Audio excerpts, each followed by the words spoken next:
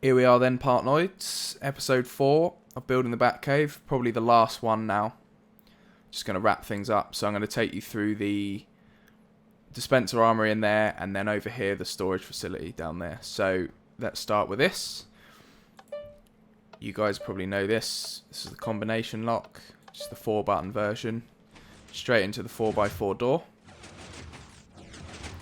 And then we're in the armory. So just cool down the elevator. So I'll quickly just give you an overview. You select which item you want. Put in how many you want. So we'll do 64 of those. So that's 64 redstone. Another 64, so 128. And then 64 repeaters there. And then say we want 20, let's go for 24 of those. So 24 pistons, 24 sticky pistons, and 24 redstone torches. Then we head up in the elevator, stand in the middle, straight into this chamber, and it should hopefully dispense the desired amount. Bit like that. So yeah, there we go. 24 pistons, 24 sticky pistons, 24 torches, 128 redstone, and 64 repeaters. So that's that, and that resets it. Right, let's have a look at the behind the scenes. Right, here we are in ye olde guts of the armory. She's fairly large. Have compacted it as much as I felt was needed. You know, it didn't strike me as having to be ridiculously compact. As long as it works, I'm happy. So this is what it ended up being, and yeah, the functions work fairly well. So happy with that. Now let's just start with let's just start at the beginning. So the red lines are our first port of call. So everything here, anything that travels down a red line is just selection. So we've got this lever down here, which is our crafting table, I think. Yeah. So it's going to travel down the red lines all the way to this, and then it's going to travel up, and it branches off up here. So depending on what you've selected, it might branch off here, here, here, whatever.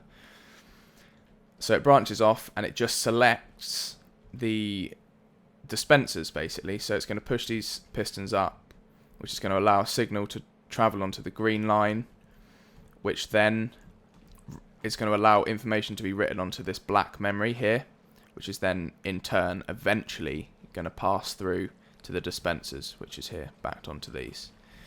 So this piston is going to get pushed out, and it's going to power the dispensers through like that. Now, how do we get there? We've got our line selected. These are pushed up, ready to receive whatever the yellow circuit is going to put through. So the yellow line is just attached to all of the buttons here that select, if I can get it out, come on, that select the number you want. So we've got the crafting table.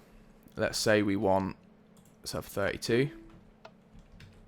By pressing that button, all I've done is send a signal down this yellow line, which is going to branch everywhere. It goes to every single different dispenser. So when I pressed that button, it travelled through these yellow bits, through all this here, all these yellow lines. Every time you press the button, no matter what, it will travel through these. But because, as you can see here, these blue blocks haven't been pushed up because we haven't selected them with a red line, nothing could pass through onto the green circuit.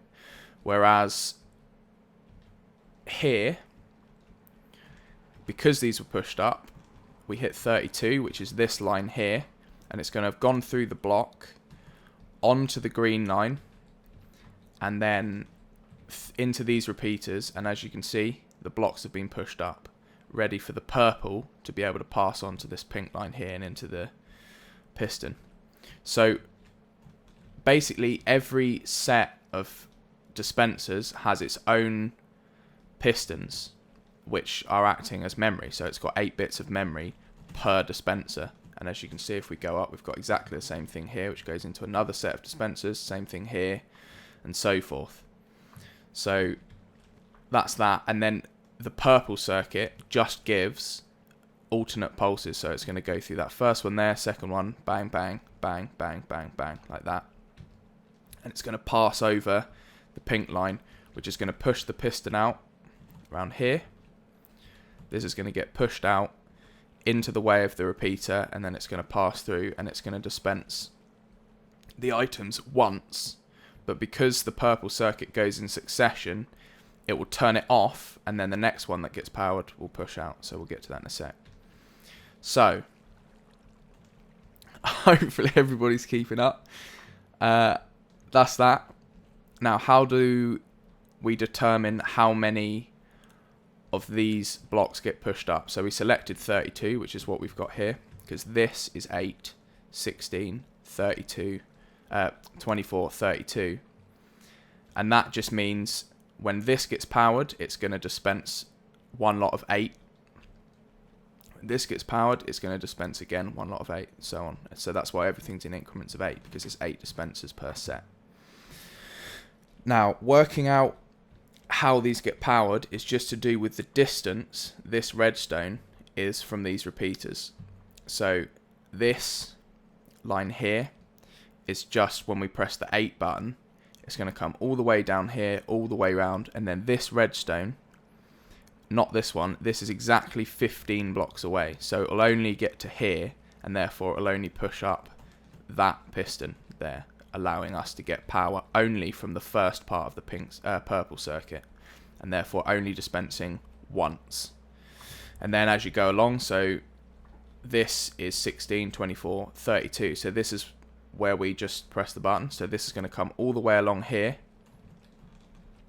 travel round here, and then it's going to reach this block, therefore powering 4 pistons in a row, writing 4 bits of information in there, so 32.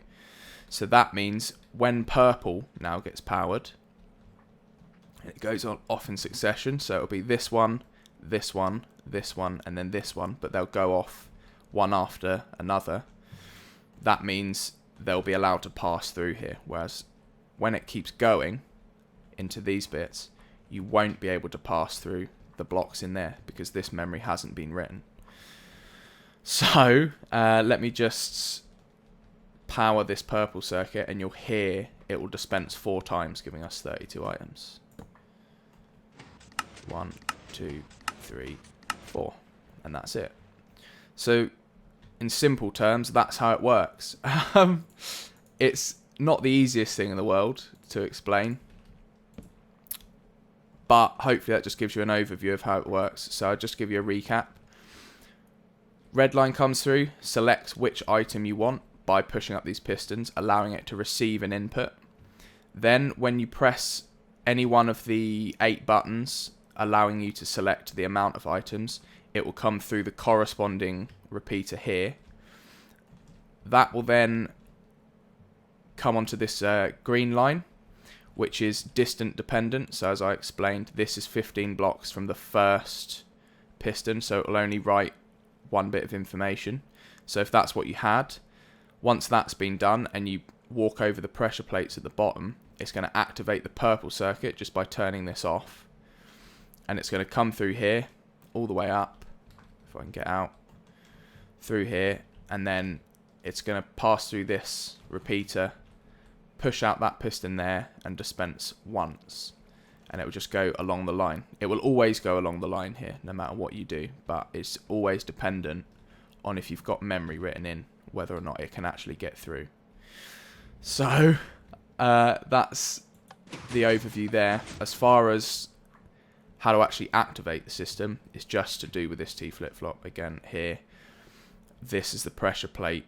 It receives the power from the pressure plate there, opens the doors through there, comes through, swaps the T flip-flop over up here, and then as you can see, it's going straight into this purple circuit, which is going to turn this off and then dispense the written items, basically. So that's that.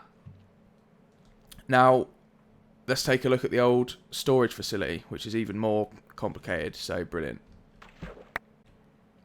Right, here we are, storage facility. I'll try and just give you guys an overview, otherwise we'll be here for quite a while. So, cool.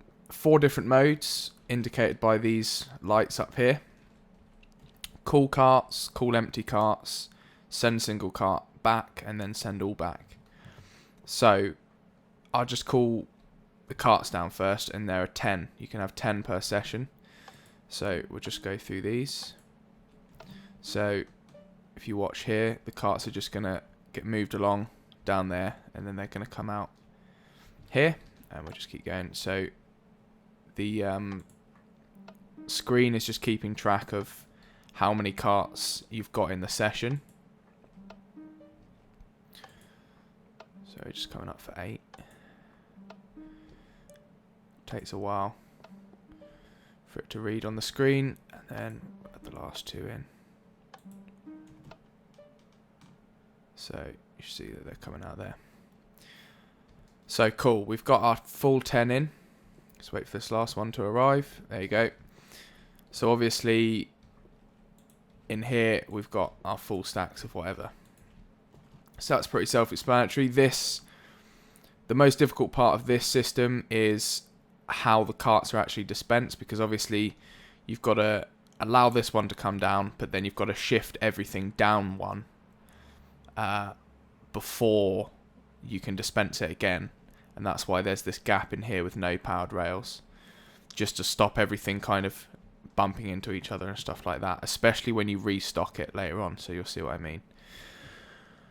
Okay, so this pink unit here, this powers the first cart there, and then it misses out this, so it'll only push that first cart off, and then these delays in here, up here, and then into this block, which moves the entire line down that haven't been dispensed, and it will push this one into the dispense position there, but it won't allow it to go down into the session.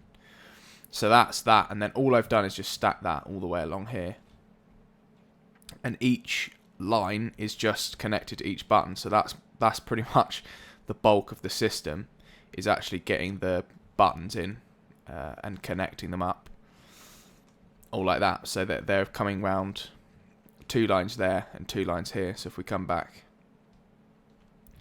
you can see this yellow and blue line come all the way around here, all the way around here, and then they're connected and separated out here.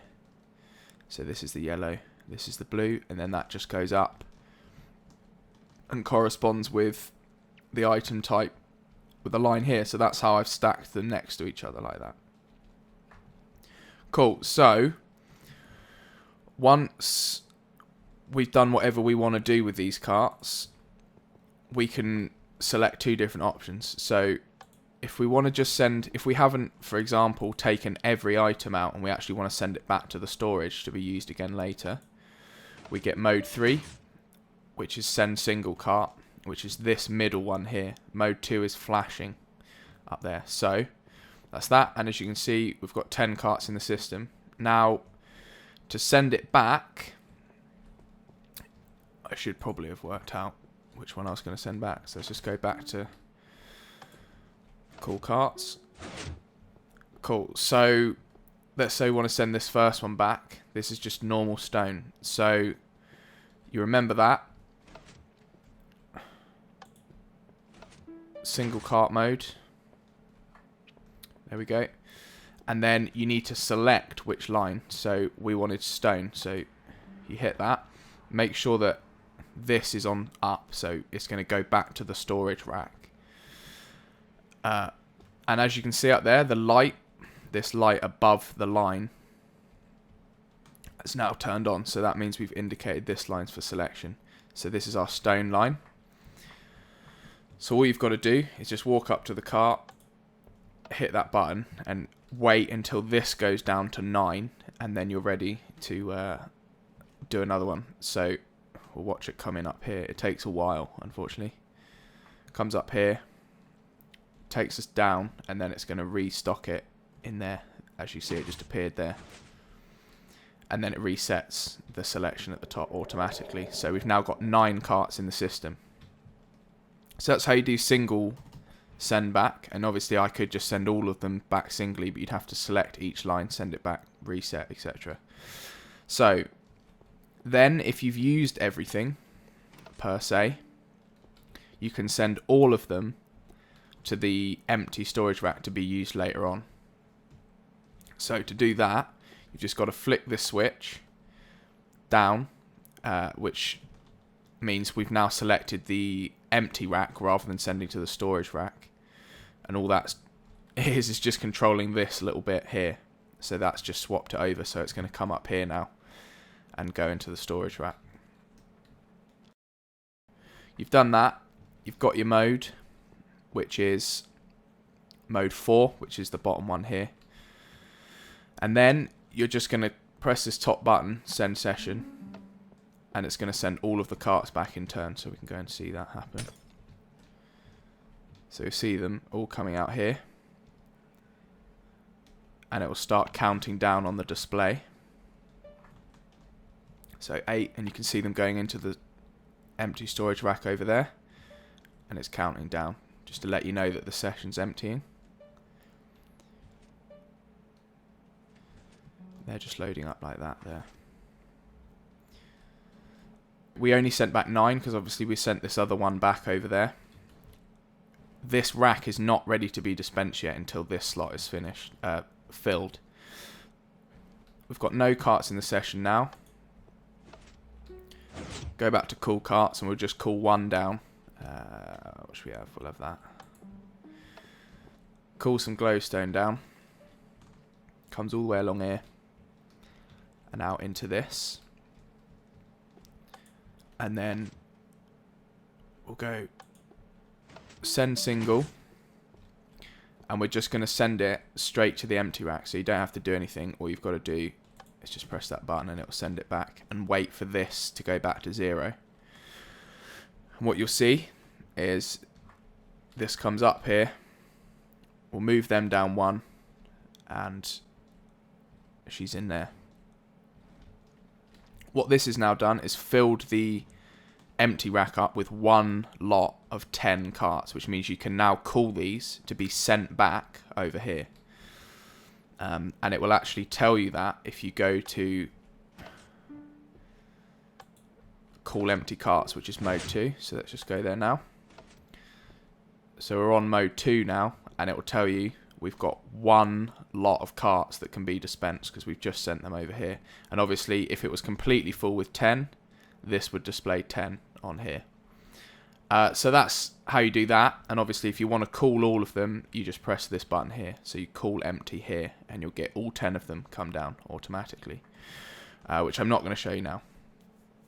And the other function is you can restock this storage line if it's empty by doing a similar thing that we did sending it over here. All you've got to do is turn the switch up to storage when you send it back, and make sure you select the line when you do it. But that's all in the user guide that I wrote. Yeah, it's it's a big system, and it's not exactly super slick, but it's so big that, you know, I just did it for the lols really. It's just a technical piece. I can't foresee people using it. So yeah, just a bit of a laugh really. I'll quickly just do an overview of the circuitry, but I'm not going to do the lot because it's too much. Like I say, you've got the selection lines in here, so these are just the different types of item, and they're going to come up here and just do what I explained earlier. Then other features, I mean, if we look at how this rack works in here, when it's being dispensed, the carts fall down here. So you've got the carts coming in from all different directions, fall down here, come along here, and then they go over this pressure plate, which in turn goes into this sequential memory here, which basically swaps the rails over. It's very similar to what I used in my minecart station. And it will go in here, and then at a delay this will swap over, so when the next one comes it will go into the next one, swaps over, because it's activating the memory in here. That's that. And then, yeah, various other setups. There's a whole load of AND gates in here, which is to do with the screen and how you read the amount of carts you've got in the empty bay and stuff like that up here. And with the screen, you've got to be able to read from 2 different loops of memory, because one of them shows you how many carts there are, and as we can see there are no carts at the moment, but it's displaying 1, and that's because we're on the call empty carts, so we know that there's 1 line of carts there. Whereas if I change the mode, it'll go to 0. And all that has done here is just, it's turned off these pistons so that this cannot be displayed, 1 can't be displayed, and it's activated the bottom memory here, which then displays how many carts are in the system. And this memory is just a piston tape, but it's activated from over here, this red line. So every time a cart lands down here, you see all these detector rails, they activate the redstone here, which travels all the way around, all the way like this, and then it just moves the piston tape round 1, and that's how you see out here the carts being counted. So that's that. And then obviously the displays can't be piston based with the decoder and stuff, because you've got to read from 2 different memory units, which, yeah, it wouldn't work otherwise. So that's that. And then what else is there? Just a few things. The empty cart selection's got its own memory at the back here, which allows it to know, for example, now this is filled up with 10 carts. They'll start coming into this line instead of just constantly going to that, which is selected with the memory back here. This will cycle 10 times, and then it will output to this next memory unit down here, which will shift along. If we look here, it should be. Yeah, look, so it's shifted along to the second lot, which means now when the cart comes up this line through here, it's going to get dispensed, or it's going to get put into this bit rather than getting all mixed up with that. So, other than that, there's a few safeguards just so it doesn't break. Although this machine is pretty fragile, it's not kind of super user-friendly in that sense, but there's auto reset function which comes up here, and after you've selected something and sent a cart back, it will just wipe the memory off automatically once it's been placed. And then there are certain timings in here for if you send back 10 carts to 1 rack, it has to know when to stop and reset everything, which is to do with all these delays here, which is just timed from when I press the button. When you press the button back at the control part, it comes through all this stuff. So that's that really. And yeah, so I hope that explains at least a little bit more about what I was thinking when I made it. And I know it wasn't exactly completely in depth, but there you go. So that's it for building the Batcave really. I'm probably going to refine this stuff a little bit. Not sure if I'm going to add anything now. I want to do some other projects, start getting the tutorials out again for you guys. Got loads of designs to show you for more usable stuff in survival and things like that. And probably an LP. I've had loads of people asking me to do that, so I think that's something to start doing. So yeah, cheers for watching.